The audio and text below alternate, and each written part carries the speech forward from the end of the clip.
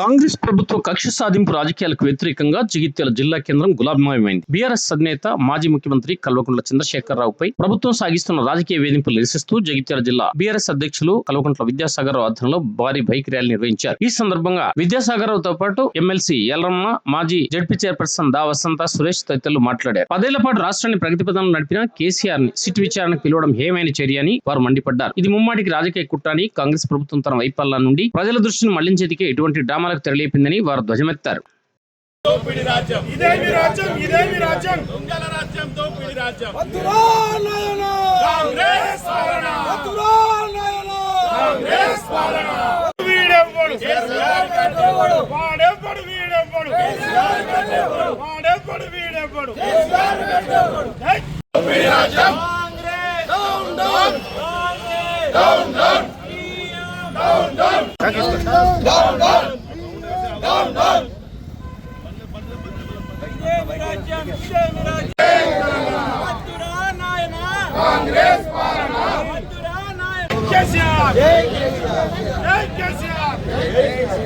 జరగండి భయ్యా.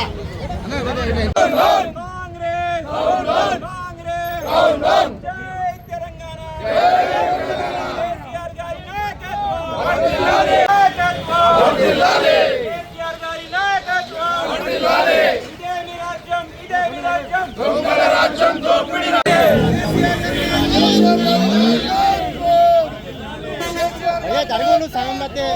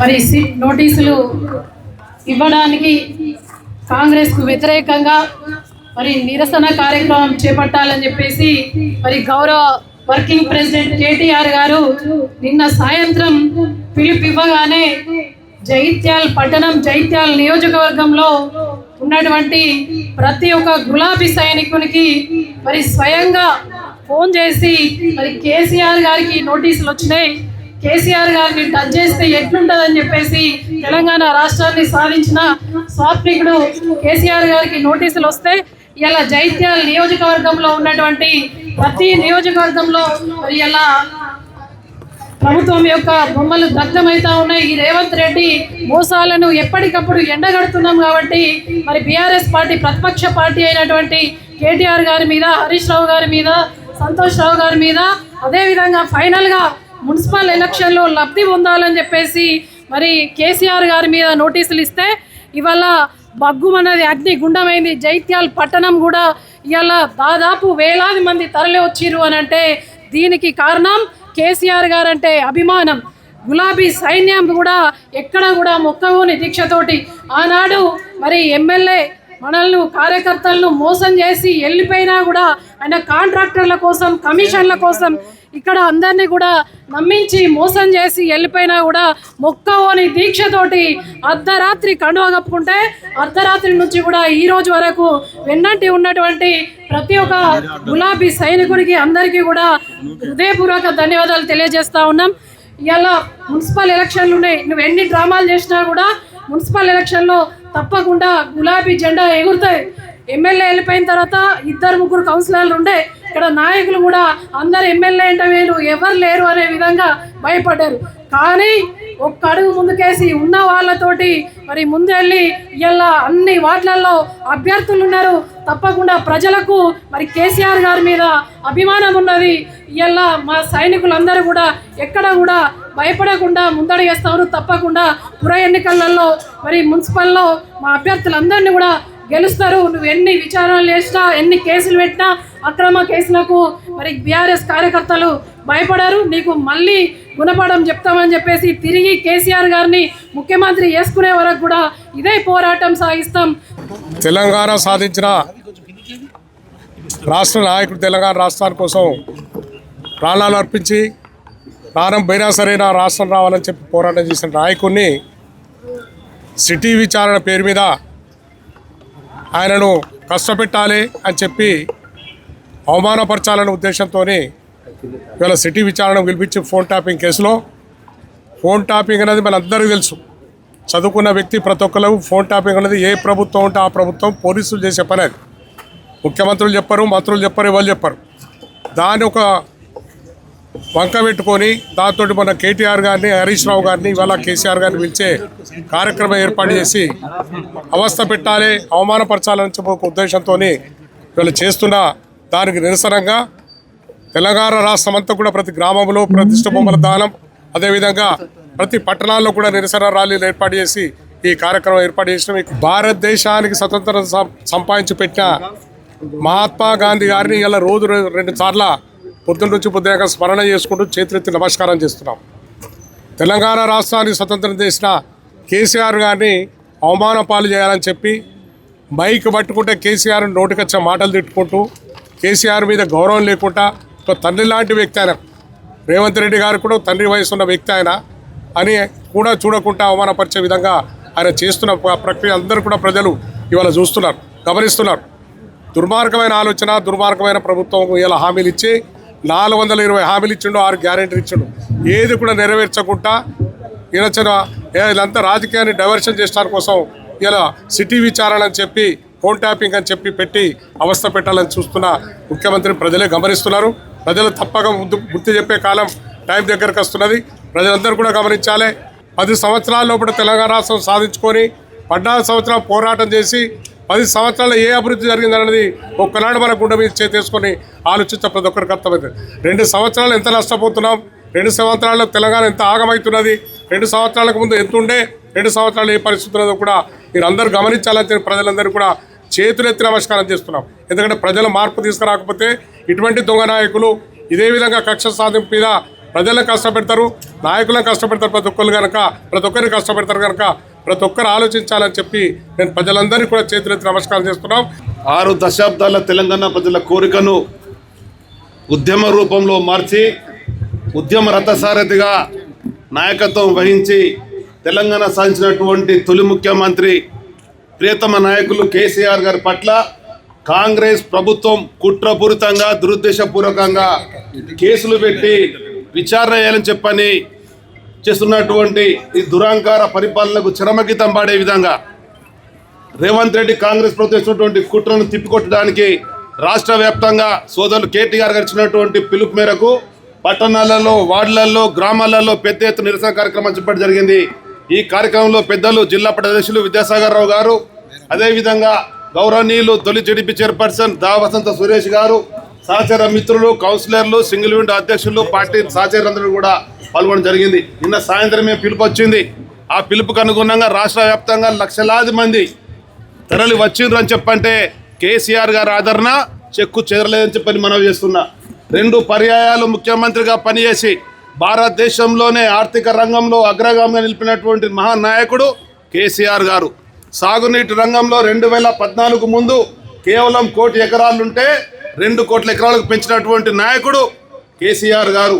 పురపాలక సంఘాలలో అభివృద్ధి, గ్రామీణ ప్రాంతాలలో అభివృద్ధి, మౌలిక సదుపాయాలలో అభివృద్ధి, విద్య, వైద్యము, వ్యవసాయము, విద్యుత్ రంగాలలో ఏ రంగంలో వచ్చినా కానీ 10 ఏళ్లలో భారతదేశంలో వచ్చినటువంటి నెంబర్ 1 స్థానం పెద్దలు కేసీఆర్ గారిని చెప్పి మనం చేస్తున్నా. ఆ విధంగా క్యాబినెట్ నడిపించినటువంటి నాయకుడు ఒకవైపు ఉంటే 2 సంవత్సరాల అసమర్థ పాలనతో రేవంత్ రెడ్డి కాంగ్రెస్ ప్రభుత్వం పరిపాలిస్తున్నది. దాదాపు 2 లక్షల కోట్ల పైగా అప్పు తెచ్చినటువంటి ప్రభుత్వం ఏ తట్టడు మట్టి వేసినట్టు పాపన పోలేదు, ఎక్కడా పని జరగలేదు.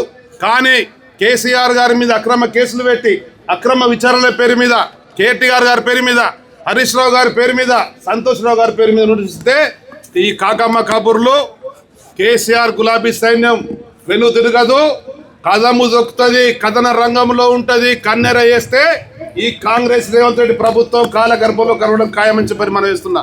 ఆ విధంగా ఇక్కడ ఉండేటువంటి జగిత్యాల ప్రతి గులాబీ సైనికుడు కష్టపడి ఓడిపోతుందన్నటువంటి సీట్లో ఉన్నటువంటి ఎమ్మెల్యేగా పనిచేసినటువంటి సంజయ్ గారిని రాత్రనక పగలనక గెలిపించినటువంటి కార్యకర్తల నాయకులు జగిత్యాల్లో ఉన్నారు. వీళ్ళకు మోసం చేసి ఒక మోసపూరితమైనటువంటి మాటలు చెప్పి అభివృద్ధి ముసుగులో అన్యాయం చేసినటువంటి సంజయ్ని ఓడగొట్టేంత వరకు ప్రతి గులాబీ సైనికుడు వీర కంకణం కట్టుకోవడం చేస్తున్నా. నువ్వు అభివృద్ధి పేరు మీద నీది ఏ పార్టీ చెప్పలేనటువంటి ఒక అజ్ఞానిగా ఉన్నావు. ఒక వైద్యునిగా ఉండి నీది ఏ పార్టీ అని చెప్పంటే కండువ కప్పుకోలేక వెనకాల చూస్తే కాంగ్రెస్ అగ్రనాయకత్వం ఉంది. అందరూ కూడా చీతు అనేటువంటి పరిస్థితి నీకు వచ్చింది అని చెప్పంటే మేము తలదించుకునే పరిస్థితి ఉంది. ఇటువంటి వ్యక్తిగా మేము కష్టపడి గెలిపించుకునేటువంటి బాధ మా లోపల కలుగుతున్నది. ఏ పరిస్థితుల్లో కూడా అభివృద్ధి ముసుగులో వచ్చేటువంటి అభ్యర్థులను మట్టి గరిపించేంత వరకు కూడా ప్రతి గులాబీ సైనికుడు వీరోచితంగా పోరాడతారని చెప్పని కూడా మీకు మనం వేస్తున్నా. సిట్ నోటీసు ఏదేమైనా కానీ కేసీఆర్ గారి మీద ఈగ వాళ్ళనట్టయితే రాష్ట్రం అంతా కూడా అగ్నిగుండం అవుతుంది. ఆ నాయకుని మహానాయకుని నాయకత్వంలో తెలంగాణ సమగ్రాభివృద్ధి మళ్ళీ జరగాలన్నా, తెలంగాణలో సామాజిక న్యాయం జరగాలన్నా కేవలం కేసీఆర్ నాయకత్వంలో ఉండేటువంటి గులాబీ దళంలోనే ఉండే అంశాన్ని కూడా గత 10 ఏళ్ళు చూసినాం. ఈ 2 ఏళ్ల అభివృద్ధి, అవినీతి, అక్రమమైనటువంటి కమిషన్ల కాంగ్రెస్ ప్రభుత్వాన్ని పాత్ర పెట్టే విధంగా జగిత్యాల్లో జిల్లా అధ్యక్షుల విద్యాసాగర్ గారి నాయకత్వంలో, మాజీ మంత్రి కొప్పులీశ్వర గారి నాయకత్వంలో, సహచర జడ్పీ తొలి చైర్పర్సన్ దా వసంత మేమందరం కూడా ఈ ప్రాంతంలో ఉండేటువంటి ప్రతి అసెంబ్లీ స్థానంలో, ప్రతి మున్సిపల్ స్థానంలో మా కార్యకర్తలను గెలిపించుకునే విధంగా ఉంటామని చెప్పని, ఏ కార్యకర్త మీద అయినా కానీ అక్రమ కేసు పెట్టినా, వేధింపులకు గురి చేసినా అర్ధరాత్రైనా అపరాత్రైనా కార్యకర్త వెంట ఉంటాం. మీరు చేసేటువంటి అక్రమాలను ఎండగడుతూనే ఉంటాం. మీరు చెప్పినటువంటి అలవి కానీ హామీలు ఏవైతే 6 ఉన్నాయో మహిళలకు కానీ, వృద్ధులకు కానీ, వితంతులకు కానీ, దివ్యాంగులకు కానీ, స్కూటీలు ఇస్తున్నటువంటి ఆడపిల్లలకు కానీ, బంగారం ఇస్తున్నటువంటి ఆడ తల్లులకే కానీ ఎట్టి పరిస్థితుల్లో అమలయ్యే విధంగా మీ 420 ఇచ్చినటువంటి హామీల అమలు కొరకు నిరంతరం నాయకులు, కార్యకర్తలు కేసీఆర్ యొక్క మార్గదర్శనంలో పనిచేస్తామని చెప్పని జగిత్యాల్లో తిరిగి జెండా ఎగరేసే విధంగా కూడా ఆ కార్యక్రమాలు ఉంటాయి. దానికి నిరూపణనే ఇవాళ 24 గంటల దాకా ముందే దాదాపు 100లాది మంది 1000 మంది పైగా వచ్చిర్రు అని చెప్పంటే ఇది మామూలు విషయం కాదు. ఒకవేళ కేసీఆర్ గారు మళ్ళీ జగిత్యాల అడుగుపెట్టినా అది ఏ విధమైనటువంటి వాతావరణం ఉంటుందో అర్థం చేసుకోవాలని ఆనాడు జయత్రయాత్రలో ఇప్పించినటువంటి పౌరుషం తిరిగి మళ్ళీ గులాబీ సైనికులు ఆ పౌరుషంతో ముందుకు వస్తారని చెప్పని కూడా మనం వేసుకుంటూ సెలవిసుకుంటాను.